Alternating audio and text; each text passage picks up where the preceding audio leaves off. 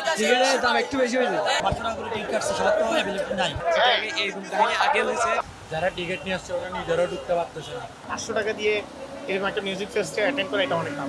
প্রচুর টিকিটের দাম। বিপিএল যেন বিতর্কের আসর। বিপিএল এর আসর শুরু হবে আর বিতর্ক হবে না, এমনটা কি হয়? তবে এর আগে অনুষ্ঠিত হওয়া ঢাকা সিলেট পর্বের মিউজিক ফেস্টে দর্শকদের উপস্থিতি লক্ষ্য করা গেলেও শনিবার চট্টগ্রামের এম এ আজিজ স্টেডিয়ামের বিপিএল মিউজিক ফেস্টে ছিল দর্শক খরা। মিউজিক ফেস্টে জনপ্রিয় সঙ্গীত শিল্পী হাবিব ওয়াহিদ, ফুহাদ অ্যান্ড ফ্রেন্ডস, মুজা ও অ্যাবয়েড রাফার মতো শিল্পীরা গান পরিবেশন করলেও স্টেডিয়ামে ছিল না চোখে পড়ার মতোই তেমন উপস্থিতি। সারি সারি খালি পড়ে আছে দর্শকদের জন্য রাখা চেয়ারগুলো। স্টেডিয়ামের বাহিরে থাকা দর্শকরা চট্টলা 24-এর ক্যামেরায় জানান, টিকিটের অতিরিক্ত দাম ও অব্যবস্থাপনার কারণে এমনটা হয়েছে। টিকিটের দাম একটু বেশি হয়েছে, সবার জন্য একটু বেশি হয়েছে। আর এখন যে অবস্থা, যে সিচুয়েশন বাংলাদেশের, সবার কাছে টাকা নেই, 500 টাকা অনেক কিছু অনেকের কাছে।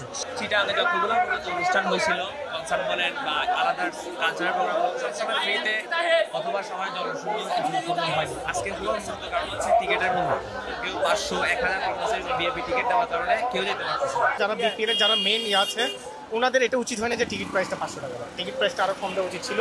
তবে দর্শকদের টানতে শেষ মুহূর্তে স্টেডিয়ামের প্রবেশ মুখ উন্মুক্ত করে দেওয়া হয়।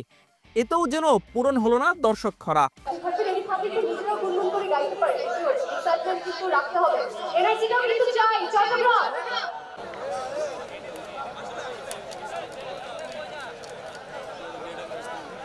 কিন্তু মিউজিক ফেস্ট ঘিরে স্টেডিয়ামের আশপাশে ছিল কঠোর নিরাপত্তা।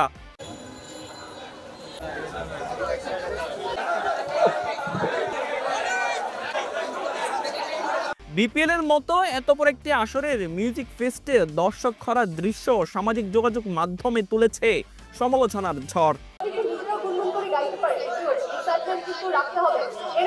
News desk, Chattogram sports, Chittagong.